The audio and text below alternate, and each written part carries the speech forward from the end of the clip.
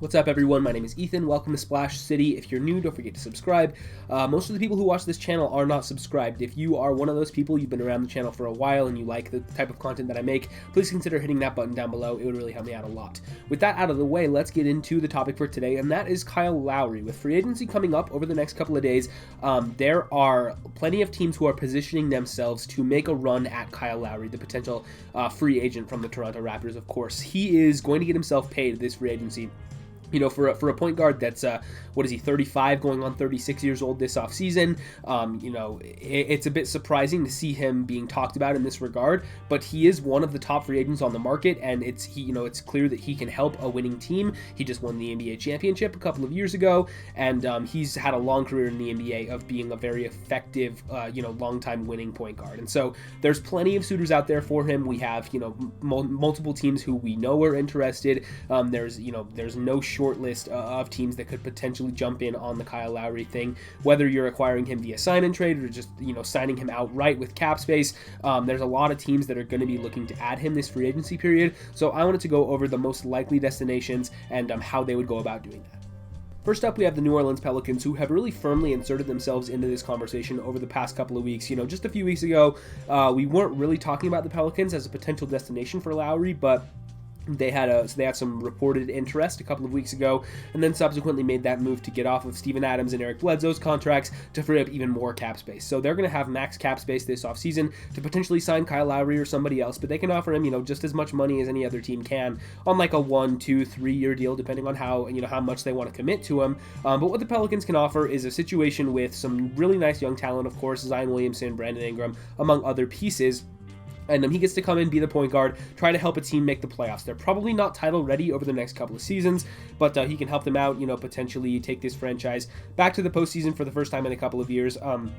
There's a lot of pressure on this team, specifically from Zion, that we've heard that, he's ready to win right away. It's just been 2 seasons of his career, but he's already getting fed up with the team.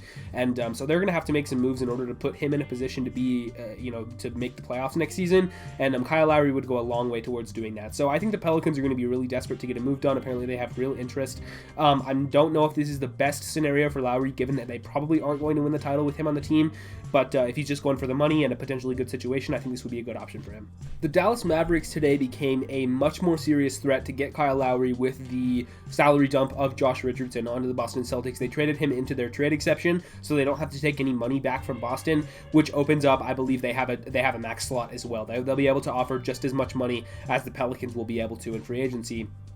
To Kyle Lowry to have him come to the team. So this one, I think, if Lowry is just looking at which team gives me the best opportunity to win a title, the Mavericks are potentially near the top of the list. We know how good Luka is already. They have some pretty significant depth, assuming that they can bring back Tim Hardaway Jr. as well. That might be a little bit tougher if you add Kyle Lowry, but you bring back Tim Hardaway, you have Kristaps Porzingis and then a lot of these other depth pieces as well.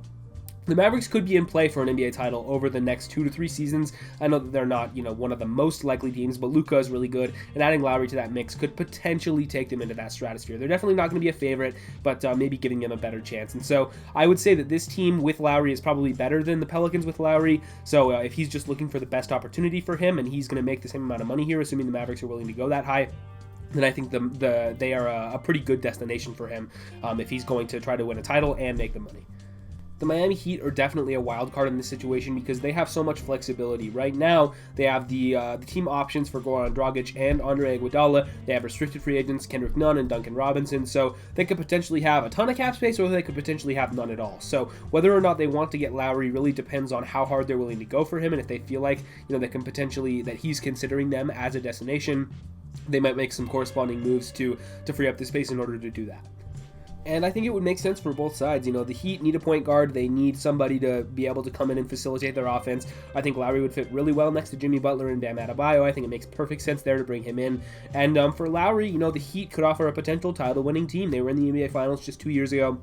I know they kind of had a down year this past season, but you say, hey, come in next to Jimmy Butler and Bam Adebayo, Tyler Hero, whoever else you bring back, and whoever else you sign in free agency, and we could potentially make another run back to the NBA Finals and win another ring before you retire. And also, Miami's obviously a nice market. Players like it there. It's good weather and a good city. So Lowry would potentially want to go play in Miami for a team that has the upside of potentially making it back to the NBA Finals. So assuming that they do make some moves in order to free up the space, that would involve getting rid of Dragic, Iguodala, most likely renouncing at least one out of the two of Kendrick Nunn, Duncan Robinson, potentially both, depending on what the market is like for Kyle Lowry. And then, the team would get a little bit thin if you're using all this cap space on a guy like Kyle Lowry.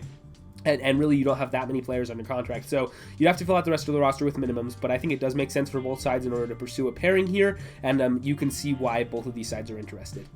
So all the teams I've already talked about, Heat, Mavericks, Pelicans, can just sign Lowry outright with cap space. They don't need to, make any moves to clear cap or do a sign and trade or send anybody out. They can just sign him outright and be fine.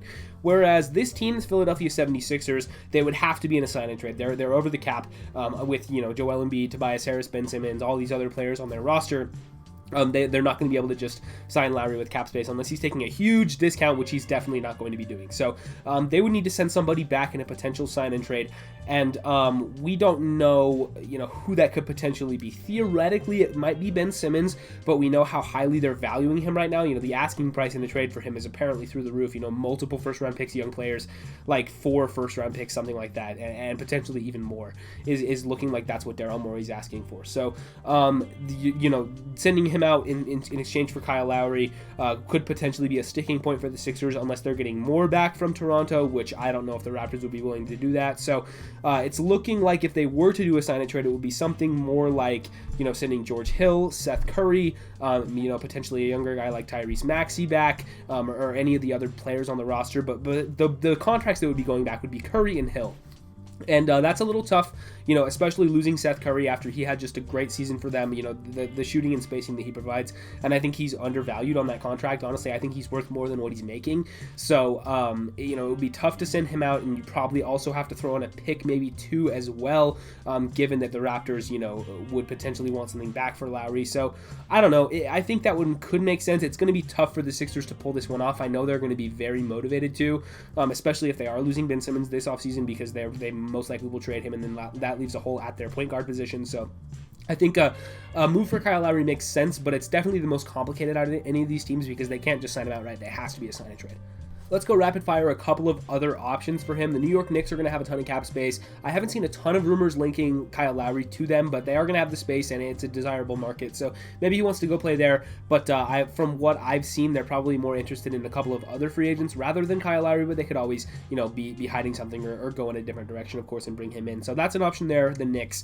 The Chicago Bulls are not going to have as much cap space as some of these other teams, but they could have some potential avenues to clear some room if they wanted to sign him. So they could potentially make enough space. They need a point guard. Obviously, it's not a team that's ready to win the title right away, but if they do offer him quite a bit of money and the opportunity to go play with a younger team and be a mentor there, maybe that's attractive to him. I don't know.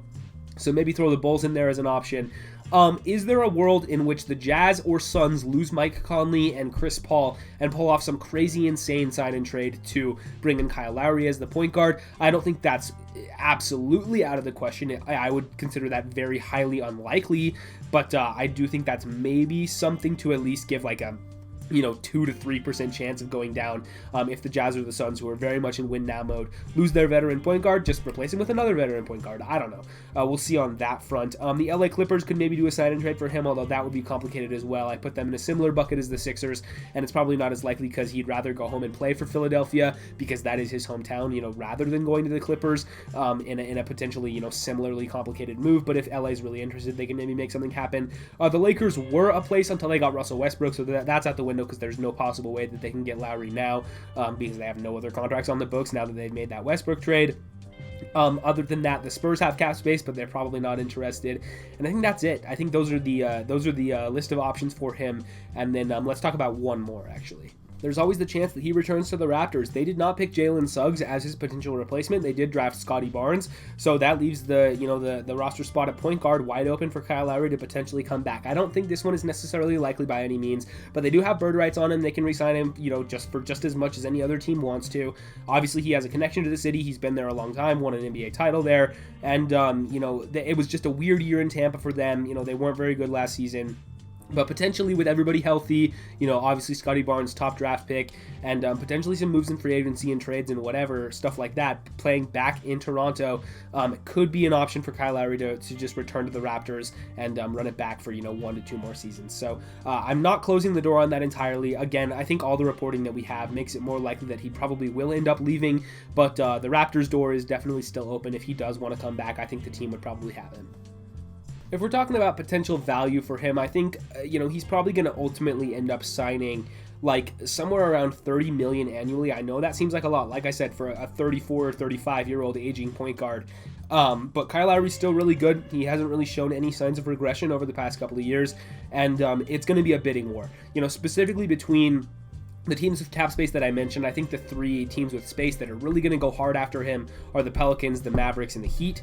All 3 of those teams can raise up the price and bid against each other. So if Lowry does end up leaving Toronto, then those 3 teams are going to be bidding, and he might just go to whoever is willing to go for the highest and longest term contract. So even though he is getting up there in age, being potentially the top free agent on the market right now, assuming Kawhi Leonard's going to stay with the Clippers and he's hurt anyway, Kyle Lowry could potentially be the best player out there available for any team to go get. And so because of that fact, because he got lucky being in this free agency class with not a lot of other players out there, him remaining good even as he ages, and teams that are clearly lining up to get him, he's going to get a significant amount of money in free agency this summer. And I think those 3 teams, specifically the Heat, the Mavericks, and the Pelicans, are really going to drive up his price somewhere around $30+ million annually. I could see it being a 1-year deal. I could see it being a 2-year deal potentially. If you're going to that high of a number, I think 2 years is probably the most that any of those teams would go, potentially 3. But if you're going for like a 3 or 4-year contract, the money would be lower, but maybe he would opt for some security, being on a longer term deal, having one more big payday before he retires. So I don't know. You could go really any direction on this, but Kyle Lowry is going to get a lot of money this summer, and good for him because he deserves it. And there's going to be teams that are bidding against each other to get him. But yeah, that's all I have on the Kyle Lowry sweepstakes. Like I said at the top of the video, if you're new, don't forget to subscribe, leave a like, ring the bell if you want to. Leave a comment letting me know what you guys think about Lowry. Where will he end up going? What will the contract be like?